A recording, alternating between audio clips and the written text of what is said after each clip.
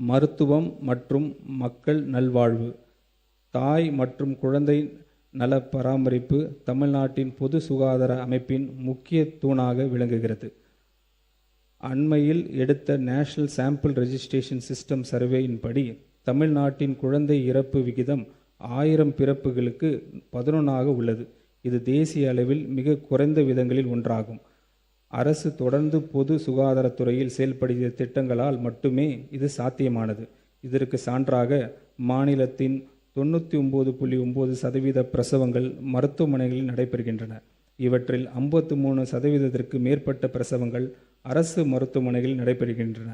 அரசு மருத்துவமனைகளில் நடைபெறும் பிரசவங்களின் எண்ணிக்கையை அதிகரித்து இதன் மூலம் மருத்துவ தேவைகளுக்கான பொதுமக்கள் சொந்தமாக செலவிடும் தொகையை குறைக்கும் நோக்கில் அரசு தாய்மாமன் தங்க மோதிரம் திட்டத்தை செயல்படுத்த உள்ளது.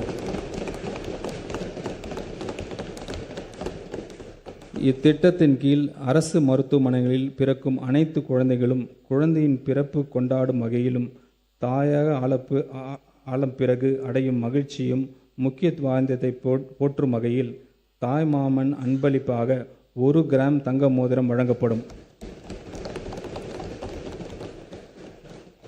இத்திட்டத்தை நடைமுறைப்படுத்துவதற்காக திருத்த வரவு செலவு திட்ட மதிப்பீடுகளில் 560 கோடி ரூபாய் நிதி ஒதுக்கீடு செய்யப்படுகிறது. மூத்த குடிமக்களுக்காக தமிழ்நாடு முழுவதும் 1000 நடமாடும் முதியோர் சிகிச்சை மையங்கள் படிப்படியாக தொடங்கப்படும். ஒவ்வொரு நடமாடும் சிகிச்சை மையத்திலும் ஒரு மருத்துவர், ஒரு செவிலியர், ஒரு பிசியோதெரபிஸ்ட் பணியில் இருப்பர். தமிழ்நாடு முழுவதும் உள்ள ஒவ்வொரு கிராம ஊராட்சிக்கும் இவர்கள் நேரில் சென்று இலவச உடல் பரிசோதனை செய்வர். நாள்பட்ட நோய்களுக்கான மருந்துகளும் வழங்கப்படும். இத்திட்டத்திற்காக 33 கோடி ரூபாய் நிதி ஒதுக்கீடு செய்யப்படுகிறது. மாநிலம் முழுவதும் தாய் கேர் என்ற பெயரில் கருவுற்ற பெண்களுக்கான சேவை மற்றும் உதவி மையங்கள் அமைக்கப்படும்.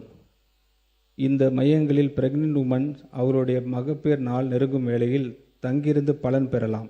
இந்த மையங்களில் பிரெக்னென்ட் உமன்ஸ் கட்டணமில்லாமல் உணவு மற்றும் மருத்துவ உதவிகள், தொடர் மருத்துவ கண்காணிப்பு உள்ளிட்ட சேவைகள் வழங்கப்படும். இத்திட்டத்திற்காக 23 கோடி ரூபாய் நிதி ஒதுக்கீடு செய்யப்படுகிறது. தொலைதூர மற்றும் கிராமப்புறங்களில் வாழும் மக்களுக்கு சிறப்பு மருத்துவ பராமரிப்பு கிடைப்பதை உறுதி செய்யும் நோக்கில் அரசு ஹப் அண்ட் ஸ்போக் மருத்துவமனைகள் வகையிலான டெலிமெடிசன் சிஸ்டம் உருவாக்கப்படும். ஸ்பெஷலிஸ்ட் டாக்டர்ஸை கொண்ட 5 மையங்கள் உருவாக்கப்பட்டு அவற்றுடன் ஆரம்ப சுகாதார நிலையங்கள் மற்றும் அரசு மருத்துவமனை அளவிலான 200 கிளைகள் வெப்சைட் மூலம் தொடர்படுத்தப்படும். அடுத்த 5 ஆண்டுகளில் இம்மையங்கள் மற்றும் கிளைகளின் எண்ணிக்கை படிப்படியாக அதிகரிக்கப்பட்டு 1000 மையங்கள் ஏற்படுத்தப்படும். டெலிமெடிசன் நெட்வொர்க்ஸை உருவாக்க திருத்த வரவு செலவு திட்ட மதிப்பீடுகளில் 18.5 கோடி ரூபாய் ஒதுக்கீடு செய்யப்படுகிறது. புற்றுநோய் பராமரிப்பு தொடர்பாக இந்த அரசு ஹப் அண்ட் ஸ்போக் மருத்துவமனை வகையிலான அமைப்புகள் உருவாக்கும். புற்றுநோய் பராமரிப்பு மருத்துவமனை மாநில முக்கியத்துவம் வாய்ந்த நிறுவனமாகவும் உயர் சிகிச்சை மருத்துவமனையாகவும் மாற்றப்படும். நோயாளிகளின் முதல் தொடர்பு மையமாக 5 மண்டல புற்றுநோய் பராமரிப்பு மருத்துவமனைகள் நிறுவப்படும். இந்நிறுவனங்களில் புற்றுநோய் பராமரிப்பு தொடர்பான ஆராய்ச்சி மற்றும் மேம்பாட்டு பணிகளையும் மேற்கொள்ளவும் இதற்கான டிபிஆர் தயாரிப்பதற்காக திருத்த வரவு செலவு திட்ட மதிப்பீடுகளில் 10 கோடி ரூபாய் ஒதுக்கீடு செய்யப்படுகிறது. தொற்று நோய்கள் மற்றும் புற்றுநோய்களின் தொடர் சிகிச்சைக்காக அவசியமான மருந்துகள் தடை இல்லாமல் கிடைப்பதை உறுதி செய்வது மிகவும் அவசியமாகும்.